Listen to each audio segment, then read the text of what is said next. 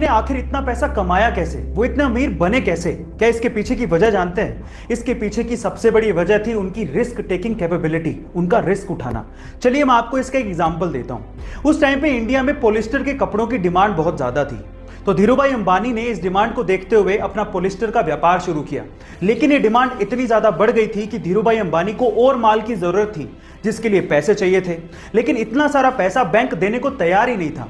इस वजह से धीरूभाई अंबानी गए सीधे लोगों के पास और उन्हें कहा कि आप लोग मेरे बिजनेस में पैसा लगाइए, अगर नुकसान हुआ तो वो मेरा, लेकिन अगर फायदा हुआ तो वो सबका होगा।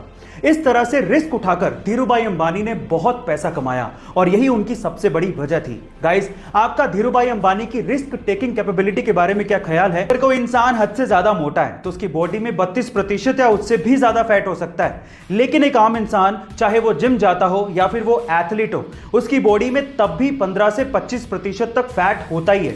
लेकिन इस दुनिया में एक बंदा ऐसा है जिसकी बॉडी में मात्र 3 से 4% ही फैट है। Oh my god! And let me tell you guys, 3 से 4% फैट होना ये कोई छोटी बात नहीं है। और जिसकी बॉडी में फैट बहुत ज्यादा कम होता है, उसके कट्स बड़े अच्छे दिखते हैं और इसी वजह से उन्हें वर्ल्ड्स मोस्ट श्रीडेड मैन कहा जाता है। उनका नाम है हेलमेट स्ट्रीबल, जो कि 47 साल के हैं और वो एक वर्ल्ड चैंपियन बॉडी बिल्डर और फिटनेस मॉडल हैं। गाइस, आपको इनके बारे में जान के कैसा लगा? कमेंट।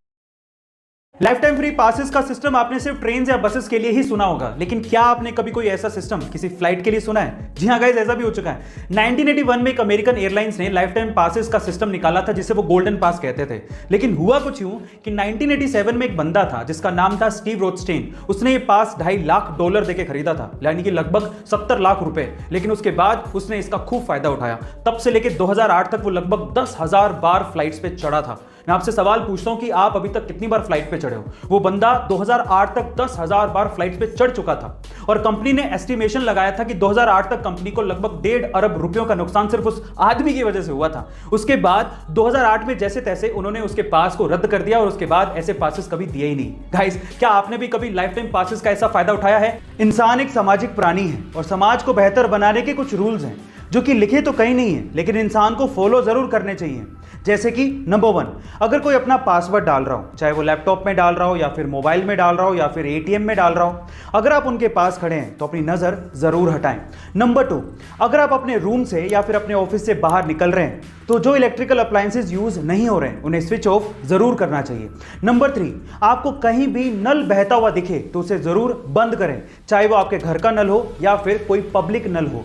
एंड नंबर 4, अगर आपके पास कचरा है तो उसे डस्टबिन में ही डालें और अगर आपको डस्टबिन ना मिले तो अपने पास रखें और जब मिल जाए तब थ्रो कर दें। गाइस, इनमें से कौन सा रूल आप फॉलो करते हैं और कौन सा नहीं, कमेंट सेक्शन में जरूर लिखिएगा। और ऐसे अमेजिंग वीडियोस के लिए शेयर, सब्सक्राइब एंड लाइक। मिलता है अगली वीडियो में।